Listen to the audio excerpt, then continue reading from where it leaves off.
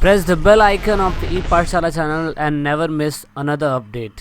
तरीके से आपको थर्सडे एंड क्वार्टरली एक्टिविटी के बारे में बताएंगे। सबसे पहले तो आपको ये जानना जरूरी है इकोनॉमिक एक्टिविटी होती क्या है। So before starting this chapter we need to understand that कि हमारे पूरे के पूरे जो 5th, 6th और 7th चैप्टर था वो ह्यूमन जोग्राफी का एक ह्यूमन एक्टिविटी से रिलेटेड था। सो दैट इज़ वाई हमें तीनों के तीनों पार्ट समझने। हमने इससे पहले वाले चैप्टर्स के अंदर प्राइमरी एक्टिविटी यानी कि 5th चैप्टर के अंदर प्राइमरी एक्टिविटी कवर करने की कोशिश करी थी। इसमें हमने देखा था कि कैसे जो नेचर से रिलेटेड चीज़ें होती है उसी पे ही अगर उससे रिलेटेड कोई बिजनेस होता है तो वो प्राइमरी एक्टिविटी पे होता है। प्राइमरी एक्टिविटी और सेकेंडरी एक्टिविटी जो 6th चैप्टर था उसमें हमने देखने की कोशिश करी थी कि कैसे जो भी रॉ मटेरियल हमें मिलता है उसके बाद उसमें थोड़ी सी वैल्यू को ऐड करके हम कुछ नई चीज़ बना देते हैं। So this is called this manufacturing या secondary activity. But now we gonna start about service. अब सर्विस का ना तो मैन्युफैक्चरिंग से कुछ लेना देना है और ना तो किसी नेचुरल रिसोर्स से कुछ लेना देना है। वो आता है सर्विस सेक्टर के अंदर, दैट मीन्स थर्सडे एक्टिविटी के अंदर। उसके बाद हम क्वार्टरली एक्टिविटी भी इसके अंदर देखेंगे जो पूरी तरीके से थर्सडे एक्टिविटी से थोड़ी बहुत सिमिलर भी मानी जाती है। अब आप कैसे समझेंगे कि जो थर्सडे एक्टिविटी से आप तृतीयक गतिविधियाँ कहते हैं उसे आप कैसे समझ पाएंगे। So let me start by example this. आप देखेंगे कि ये जितने भी लोग होते हैं, आर्टिस्ट हैं, कंस्ट्रक्ट वर्कर हैं, डेंटिस्ट है, बेकर है, डॉक्टर है, बैंकर है, इलेक्ट्रिशियन है, ये सारे के सारे आपको किसी न किसी प्रकार की कोई ना कोई सर्विस दे रहे हैं। सो आप नोटिस ये करेंगे कि ये आपको कोई सर्विस देते हैं और बदले में आप क्या कहते हैं, इनसे क्या कहते हैं आप इनको पैसे पे कर देते हैं। This is called the service sector यानी कि थर्सडे एक्टिविटी। ये ना तो किसी सामान को बनाते हैं ना तो किसी रॉ मटेरियल को खेतों से लाते हैं, कुछ नहीं करते हैं। बस ये आपको अपनी जो भी इनकी स्किल लेबर होती है या जो भी इनकी सर्विस के पैसे होते हैं आप उन्हें चार्ज कर देते हैं। एग्जाम्पल के लिए आप मान लीजिए डॉक्टर अगर आपको बीमारी है, कैसी भी बीमारी है और वो बीमारी अगर ये डॉक्टर ठीक कर देता है तो उसके बदले में उसने आपको सर्विस दी and then you need to pay fee और आप उसे पैसे देंगे and this is called the service. तो आपने नोटिस करा कि उसने कोई भी क्या कहते हैं रॉ मटेरियल को नेचर से लेके नहीं आया या किसी सुई को उसने मैन्युफैक्चरिंग करके आपको लगाई नहीं, ऐसा कुछ नहीं करा इसने, बस उसने अपनी सर्विस देने की कोशिश करी। So that is why this is called service sector. तो आप नोटिस करेंगे थर्सडे एक्टिविटी यानी कि सर्विस सेक्टर के अंदर दोनों ही चीज़ इंपॉर्टेंट होती है, जिसमें आप प्रोडक्शंस आप बोल सकते हैं और एक्सचेंज दोनों ही इसके अंदर आपको देखने को मिलता है। प्रोडक्शन का मतलब ये हो गया कि जहाँ पे आपको सर्विस दी जा रही है, सर्विस देने के तरीके जो होते हैं उसे आप प्रोडक्शन में इस्तेमाल कर सकते हैं। सो दैट इज़ वाई अगर आप देखेंगे कि जितनी भी एक्टिविटी, जितने भी क्रियाकलाप आपके आसपास हो रहे हैं वो सारी की सारी थर्सडे एक्टिविटी के अंदर आती है। अगर कोई भी व्यक्ति, कोई भी पर्सन आपके आसपास है, अगर वो स्किल्ड है, अच्छा खासा अपने जो भी काम के अंदर बहुत परफेक्ट है और अगर वो स्किल्ड है तो आपको सर्विस देगा। अगर आप अपने कम्युनिटी हेल्पर्स के आसपास देखेंगे, पोस्टमैन हो गया है ना, उसके बाद आपका डेंटिस्ट हो गया, बहुत सारे लोग हो सकते हैं आपके, इवन आपका ट्यूशन टीचर हो गया, वो भी आपको एक सर्विस दे रहा है। तो इसीलिए आप देख सकते हैं बिजली का मिस्त्री हो गया, धोबी हो गया, नाई हो गया, दुकानदार हो गया, ड्राइवर हो गया, है ना, उसके बाद आपका टीचर हो गया, डॉक्टर हो गया, वकील हो गया, आप ये आपको सर्विस देते हैं और उसके बाद आप इनको पैसे पे कर देते हैं। ठीक है, सो इस हिसाब से आप देखेंगे ये सारे सर्विस सेक्टर के अंदर आते हैं।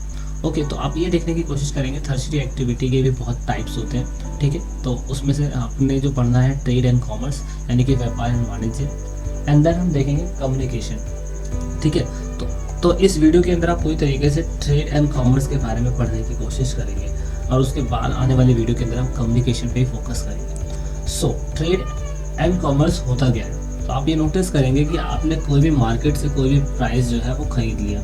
ठीक है, आपकी कॉस्ट प्राइस जो भी है, मान लीजिए आपने मार्केट से कोई चीज़ 100 रुपये में खरीदी है और फिर आपने उसे सेल कर दिया और आपकी सेल प्राइस 130 रुपये थी।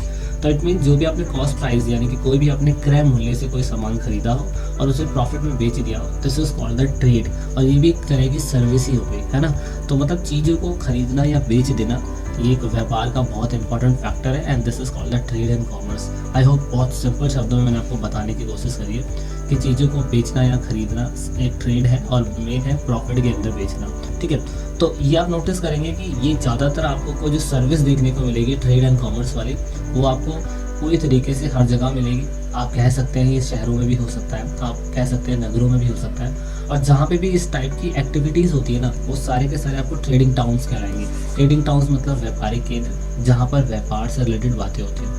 अब व्यापार से रिलेटेड जो भी बातें होती हैं वो वैसे तो 2 टाइप की होती है, क्योंकि ट्रेड एंड कॉमर्स जो क्योंकि थर्सडे एक्टिविटी यानी कि सर्विस सेक्टर का पार्ट है, तो इसीलिए वो दो टाइप की होती है। दैट मीन्स सबसे पहले रूरल मार्केटिंग सेक्टर और उसके बाद अर्बन मार्केटिंग सेक्टर। ठीक है, सो रूरल मार्केटिंग सेक्टर क्या होती है? देखो, आप नोटिस करेंगे कि अगर गांव जैसे देहात जैसे इलाकों के अंदर कोई सामान मार्केट में बेचा जा रहा है, तो अगर कोई व्यक्ति अगर आपको सर्विस दे रहा है तो वो सामान बेचने की क्रिया ही होगी।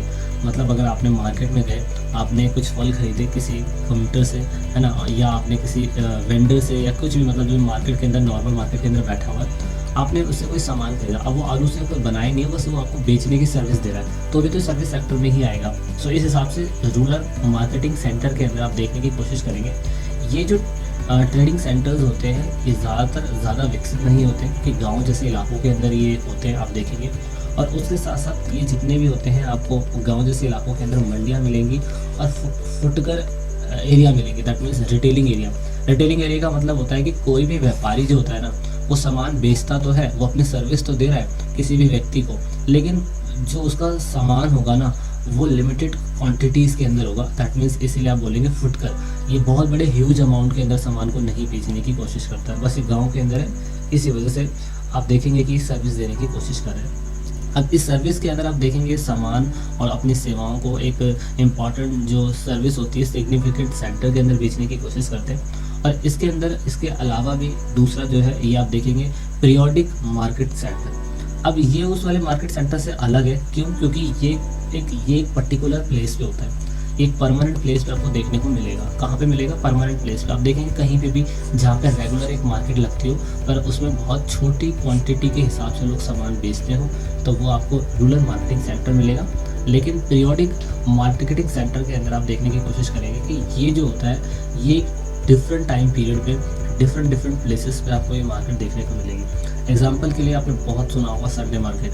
वो एक संडे एक फिक्स टाइम पे फिक्स होती है और यही सारे के सारे जो क्या कहते हैं आपके सामान बेचने वाले लोग जो होते हैं, ये संडे के बाद मंडे के बाद दूसरी जगह, ट्यूसडे दूसरी जगह, सैटरडे दूसरी जगह, इनका टाइम फिक्स होता है। इससे क्या होता है कि ये लोग भी बिजी रहते हैं और अलग अलग टाइम पे अलग अलग जगहों पे ये अपनी सर्विस दे पाते हैं, है ना। कुछ दिन ये लोग वहाँ पे हैं, कुछ दिन ये लोग दूसरी प्लेसेस पे हैं। और आप देखेंगे कि वहाँ पे जो पीरियोडिक जो मार्केटिंग सेंटर्स होते हैं उसके अंदर भी लोग क्या कहते हैं रिटेलिंग करते हैं और बहुत छोटी क्वांटिटी में सामान को लेके आते हैं और बहुत सस्ता चिल्लाते हुए लोगों को सर्विस देने की कोशिश करते हैं। ठीक है, ये भी एक दुकानदार हो गए, ये भी पूरी तरीके से बिजी रहते हैं, सातों के सातों दिन डिफरेंट प्लेसेस पे जाते रहते हैं। दूसरा आपको देखने को मिलेगा अर्बन मार्केटिंग सेंटर।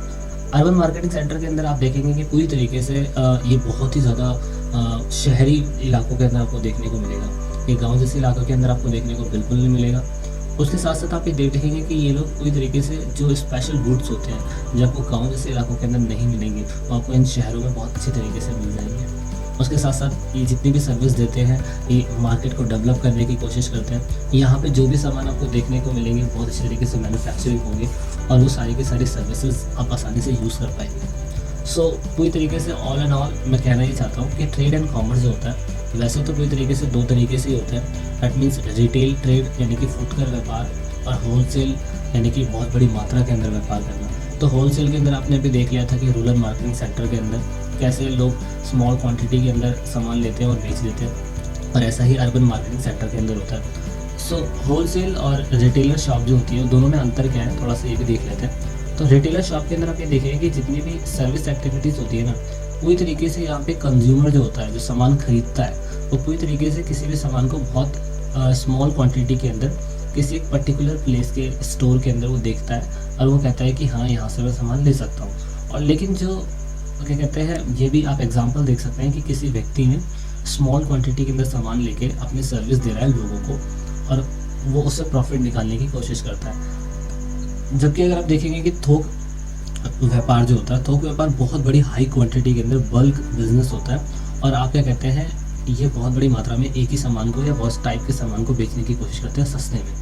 मतलब एग्जांपल के लिए अगर आप देखेंगे कि मार्केट में कोई सामान बना, ठीक है, मार्केट में मान लीजिए कि बहुत बड़ी मात्रा के अंदर फैक्ट्री के अंदर पेप्सी बन रही है, तो आप देखेंगे कि जो कोको कोला पेप्सी जो भी है और जहाँ पे ये बन रही है बहुत बड़ी मात्रा में वो होलसेल जगह होगी जहाँ पे सामान बन रहा है और उसके बाद किसी व्यक्ति ने इसको बहुत स्मॉल क्वांटिटी के अंदर अपने प्लेसेस में लेके आ गया तो ये रिटेलर शॉप हो गई, जिसे आप रिटेल ट्रेड बोलेंगे, और उसके बाद किसी कस्टमर को ये मिल पाती है। तो ये पूरा प्रोसेस चलता है जिसमें से आप आसानी से समझ पाएंगे कि होल ट्रेड और रिटेलर ट्रेड में दोनों में अंतर क्या है। अब किसी भी ट्रेड को चलाने के लिए जो ट्रांसपोर्टेशन होता है वो बहुत इंपॉर्टेंट फैक्टर है, क्योंकि सामान को लाने ले जाने की वजह से सर्विस और तेज़ हो पाई है, टर्शियरी एक्टिविटी और तेज़ हो पाई है। तो इस हिसाब से अगर हम देखेंगे कि जो ट्रांसपोर्टेशन होता है उसने एक अच्छी सुविधा दी है लोगों को, जिससे क्या होता है कि मटेरियल और मैन्युफैक्चरिंग गुड्स जो होते हैं वो एक लोकेशन से दूसरे लोकेशन में बहुत आसानी से पहुंच जाते हैं। और इसकी वजह से हम मॉडर्न टेक्नोलॉजी की वजह से एक अच्छे एफिशिएंट ट्रांसपोर्ट सिस्टम की वजह से हमने काफ़ी अच्छा ट्रेड करा है और काफ़ी अच्छी सर्विस देने की कोशिश करी है।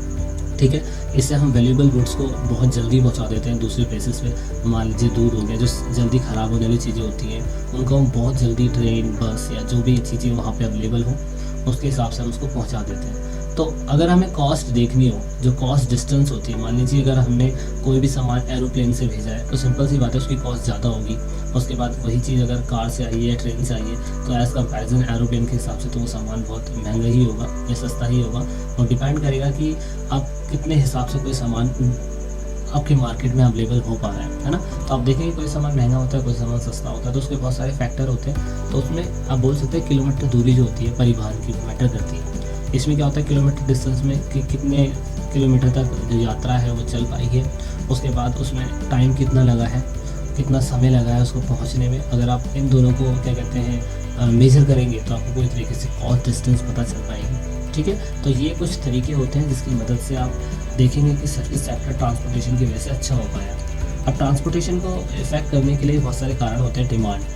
पहला डिमांड में क्या होता है कि जहाँ पे पॉपुलेशन ज़्यादा होगी तो वहाँ पे ट्रांसपोर्टेशन की सर्विस ज़्यादा होनी चाहिए, क्योंकि लार्ज क्वांटिटी के अंदर वहाँ पे सामान पहुँचाना होगा। एग्जांपल के लिए दिल्ली है ना, तो दिल्ली में आप देखेंगे कि अर्बन मार्केटिंग सेंटर जो होते हैं बहुत फेमस होते हैं, और वहाँ पे रूरल मार्केटिंग सेंटर भी बहुत फेमस ही होंगे, क्योंकि वहाँ पे डिमांड ज़्यादा है, इसलिए ट्रांसपोर्टेशन भी वहाँ पे ज़्यादा अच्छा होगा। दूसरा है रूट ट्रांसपोर्टेशन के लिए बहुत मैटर करेगा, क्योंकि अगर वहाँ पे अच्छे रूट होंगे तो आप देखेंगे कि टाउन्स, उसके बाद सिटीज़ एंड विलेज के अंदर भी रॉ मटेरियल को लाने में और वहाँ तक किसी सामान को पहुँचाने में बहुत आसानी रहेगी। कम्युनिकेशन दैट मीन्स संचार का मतलब ये होता है कि कोई भी जो शुरुआती समय पे हम चीज़ें लिखते थे उसे हम लिख कर क्या कहते हैं, लिखने का आविष्कार बहुत टाइम पहले हमारे जो एंशिएंट टाइम पे था वो हो चुका था, लेकिन धीरे धीरे हमने जो मैसेज देने का तरीका था उसमें बदला, और कम्युनिकेशन की वजह से और ट्रांसपोर्टेशन की वजह से हमारा जो सर्विस था वो और अच्छा हो पाया। तो आप ये कहने की कोशिश करेंगे किसी शब्द को या किसी संदेश को या किसी पर्चा, मैं बोल सकता हूँ किसी विचार को पूरी तरीके से एक प्लेस से दूसरे प्लेस पे ट्रांसफ़र कर देना, तो उसे हम पूरी तरीके से कम्युनिकेशन बोलेंगे। और पहले हम क्या कहते हैं पशुओं से, नाव से, सड़कों से, है ना, इन सब से हम अपने मैसेज को भेजते थे, लेकिन अब पूरा समय बदल चुका है। अब लेटर है, एसएमएस कॉल है, एमएमएस है, ईमेल है, नेट के थ्रू है, व्हाट्सएप है, इन सब से आप कम्युनिकेशन लोगों से कर सकते हैं, है ना। तो इसी वजह से आप देख सकते हैं कि काफ़ी इंपॉर्टेंट फैक्टर मैटर करता है सर्विस का इसकी वजह से, है ना। तो किसी बात को आसानी से कह देना और उसका यूज़ करना कम्युनिकेशन का एक पार्ट है। और आप कम्युनिकेशन को देखेंगे पूरी तरीके से जो टेली कम्युनिकेशन दूर संचार है वो क्रांति ला चुका है पूरी तरीके से। किसी भी डेवलपमेंट के लिए आप देखेंगे कि बिजनेस चंद दिनों के अंदर, चंद मिनट के अंदर फ़ोन से बहुत आसानी से हो सकते हैं। और इसकी वजह से आप देखेंगे कि पूरी तरीके से हम कह सकते हैं कि मॉडर्न टेक्नोलॉजी की वजह से बहुत डेवलपमेंट हुआ है टेलीकॉम डिपार्टमेंट का, टेलीकॉम कम्युनिकेशन का। अब कितने टाइप्स के होते हैं, टेलीफोन से हम लैंडलाइन, और आप देखेंगे कि फ़ोन से कनेक्ट हो सकते हैं लोगों से, है ना। ऑडियो विजुअल है, उसमें फिल्म है, रेडियो है, टीवी है, एंड प्रिंटेड है जो कम्युनिकेशन आप कहेंगे उसमें आप न्यूज़पेपर, मैगजीन, इन सब से लोगों से कनेक्ट हो सकते हैं, है ना। तो ये है पूरी तरीके से कम्युनिकेशन के बारे में। एंड देन हम आते हैं सर्विस के अंदर। तो आप ये देखेंगे कि सर्विस पूरी तरीके से, क्योंकि सर्विस ही इस पूरे चैप्टर की मेन इंपॉर्टेंट फैक्टर है। तो सर्विस हम बहुत टाइप के लोगों को देते हैं। सर्विस हम इंडस्ट्रीज़ के लोगों को देते हैं, सर्विस हम जनता को भी देते हैं, और सर्विस हम दोनों लोगों को देते हैं। कभी कभार अपने लिए भी होती है, कभी कभार इंडस्ट्रीज़ के लिए भी होती है। तो एक एक करके फोकस करते हैं। सबसे पहले हम बात करेंगे जनता के बारे में।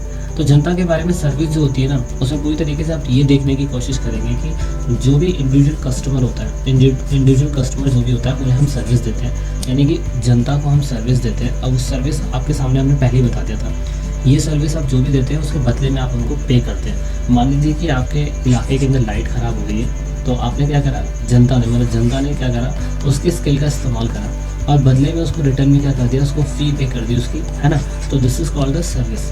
एक सर्विस है जनता के लिए। दूसरी सर्विस आती है, आप देखेंगे पूरी तरीके से maintaining highway, bridge, maintaining fire fighting department, है ना। और एजुकेशन है, कस्टमर केयर सर्विस है, ये सरकार देती है किसको, इंडस्ट्रीज़ को। इस तरीके से आप ये काम करते हुए देखेंगे ज़्यादातर गवर्नमेंट्स को या किसी पर्टिकुलर कंपनीज़ को, ताकि पूरी तरीके से यहाँ पर इंडस्ट्रीज़ को भी फ़ायदा हो सके, इंडस्ट्रीज़ को भी सर्विस मिल सके। एंड देन दूसरा होता है पूरी तरीके से non formal sector. Non formal sector, इसमें जनता को पूरी तरीके से फ़ायदा होता है, लेकिन यहाँ पे इंडिविजुअल किसी पर्टिकुलर व्यक्ति को भी फ़ायदा होता है। इसे आप ग्रे इकोनॉमिक बोलेंगे, इसे आप खाकी अर्थव्यवस्था बोलते हैं। इसमें जो भी एक्टिविटीज़ होती है ना, वो लीगल तो होती है पर सरकार के उसमें रिकॉर्डेड नहीं होती है। दैट मीन्स ये लोग टैक्स नहीं भरते। एग्जाम्पल के लिए जो भी आपने देखा था कि सब्जी मंडी के अंदर जो सामान बेचने वाले लोग हैं, ये भी सर्विस दे रहे हैं, और आपके घरों के अंदर काम करने वाले लोग भी होते हैं। अब आपको इनको पैसे पे करने होते हैं या ये लोग पैसे कमाते हैं, लेकिन आप देखेंगे कि इनडायरेक्टली बेसिस पे ये लोग कभी भी टैक्स पे नहीं करते हैं। तो इस हिसाब से ये नॉन फॉर्मल सेक्टर के अंदर आ जाते हैं, जिसे हम ग्रे इकोनॉमिक बोलेंगे। एक्टिविटी के अंदर कितने टाइप के लोग जो होते हैं आपको एंगेज होने की कोशिश करते हुए मिलेंगे, या कौन सी कंट्री थर्सरी एक्टिविटी के अंदर आपको मिलेगी। आप ये नोटिस करिएगा कि एट प्रेजेंट टाइम जो ज़्यादातर डेवलप्ड कंट्रियाँ होती है, जितनी भी डेवलप कंट्रियाँ होती है, वो थर्सरी एक्टिविटी के अंदर ज़्यादा होती है रादर दैन डेवलपिंग कंट्री के, है ना। तो आप ये नोटिस करेंगे कि विकसित देश जो होते हैं आजकल ज़्यादातर थर्सरी एक्टिविटी के अंदर फोकस करते हैं।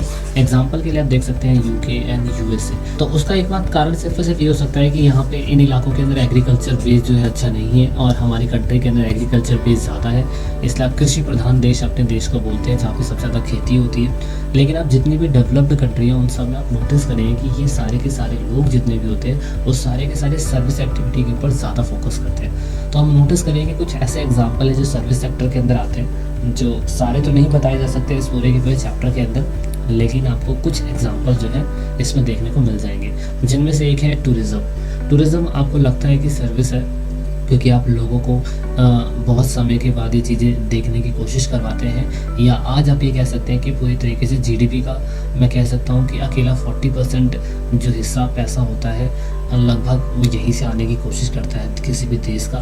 तो टूरिज़्म की वजह से आप ये देखें कि बहुत सारे जो बिजनेसेस होते हैं वो खुलते हैं, उसकी वजह से क्या कहते हैं एक लार्जेस्ट सिंगल मार्केट जो बनती है टूरिज़्म की वजह से।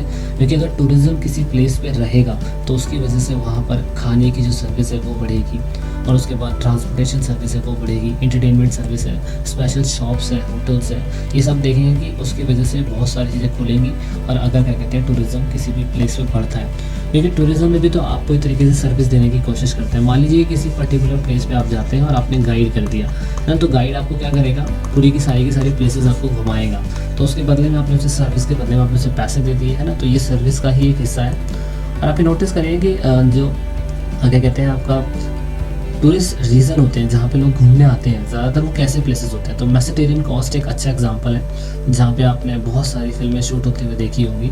आप ये पूरी तरीके से जोग्राफिकल बेसिस पे आपने अगर वर्ल्ड लेवल पे देखेंगे तो आप देखेंगे चारों तरफ से एक घिरा ही घिरा हुआ है पानियों से, है ना। तो लोग ऐसे इलाकों पर ज़्यादा पसंद करते हैं घूमना जहाँ पर मौसम सुहाना हो। भारत के अंदर देखें तो आपको एक कोस्टल रीजन दिख रहे होंगे, east coast and west coast, यहाँ पे लोग ज़्यादा जाना पसंद करते हैं कि यहाँ ज़्यादा अच्छे सुहावने मौसम जो है लोगों को देखने को मिलते हैं, है ना। तो बहुत सी एक्टिविटी मैटर करती है।